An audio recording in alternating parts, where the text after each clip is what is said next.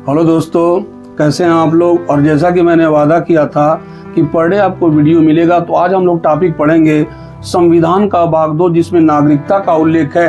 तो भारतीय संविधान में एकल नागरिकता एक प्रकार की नागरिकता है और एकल नागरिकता का संदर्भ भारतीय संविधान में ब्रिटेन से या यूके से लिया गया।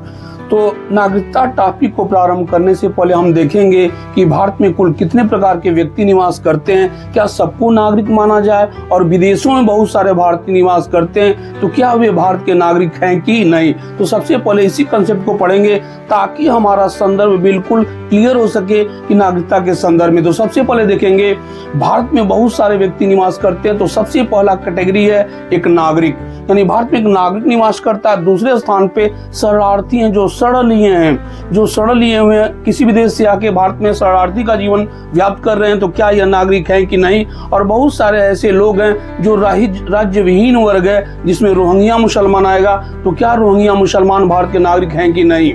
तो सबसे पहले समझिए ध्यान से कि भारत में बहुत सारे व्यक्तियों ने शरण लिया है, तो शरणार्थी भारत के नागरिक नहीं है। और जितने राज्य विहीन व्यक्ति हैं जिनके पूछा गया कि आप किस देश के नागरिक हैं और वह बताने में असमर्थता जताई, तो वह भारत के नागरिक नहीं है, यानी रोहिंग्या भारत के नागरिक नहीं है। और बहुत ऐसे लोग हैं जो विदेशों में कार्य करते हैं, जिसको हम कैटेगराइज करें तो पहला एनआरआई है, यानी अनिवासी भारतीय। और अनिवासी भारतीय 100% भारतीय है, यानी भारत का नागरिक है, बशर्ते एक शर्त है कि वह विदेशों में किसी अन्य देशों में नौकरी के काम काज की तलाश में कार्य करने गया है। हालांकि वह विदेश में है, लेकिन मूल रूप से वह भारत में वर्तमान में निवास नहीं करता। ऐसे लोगों को अनिवासी भारतीय कहते हैं और अनिवासी भारतीय 100% भारत के नागरिक हैं। दूसरी कैटेगरी आती है पर्सन ऑफ इंडियन ओरिजिन, यानी भारतीय मूल के लोग। तो क्या भारतीय मूल के लोग भारत के नागरिक हैं कि नहीं, इसी संदर्भ पे चर्चा होगी। तो भारतीय मूल का व्यक्ति वह व्यक्ति है जिसके खानदान में, जिसके पीढ़ी में, जिसके खून में, जिसके जड़ में कोई ना कोई भारतीय रहा हो, लेकिन वह व्यक्ति भारत का नागरिक नहीं है। यानी जो मूल भारतीय होते हैं उनका संबंध भारत से है, लेकिन वह व्यक्ति भारत का नागरिक नहीं है। तो आगे हम देखेंगे अनुच्छेदों के बारे में। तो यह भाग प्रारंभ होता है अनुच्छेद 5 से लेकर 11 तक, और जो अनुच्छेद 5 है केवल 2 इंपॉर्टेंट, ध्यान दीजिएगा, यानी पूरे भाग 2 में 5 से लेकर 11 तक केवल 2 ही अनुच्छेद इंपॉर्टेंट है, एक है 9 और एक 11। लेकिन सभी अनुच्छेद पे हम बात करेंगे, लेकिन फोकस करेंगे अनुच्छेद 9 और 11 पे, जो परीक्षा का फोकस रहेगा। और परीक्षा में सबसे अधिक सवाल यही से आते हैं।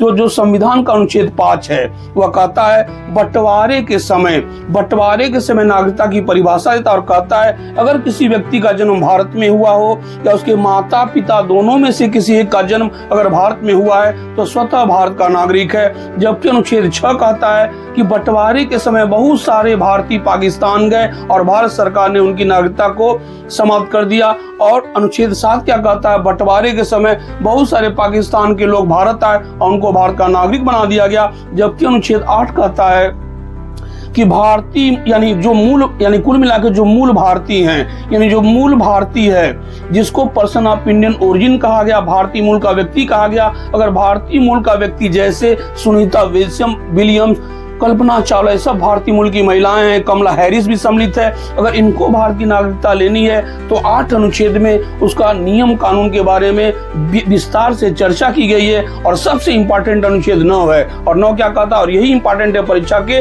दृष्टिकोण से। अनुच्छेद 9 कहता है अगर कोई भी भारतीय किसी भी अन्य देश की नागरिकता ग्रहण करेगा तो स्वतः ऑटोमेटिकली उसकी नागरिकता समाप्त हो जाएगी। और जो सबसे इंपॉर्टेंट है 10 का कोई मतलब नहीं है, यह बिल्कुल अप्रासंगिक है। और सबसे इंपॉर्टेंट अनुच्छेद 11 है।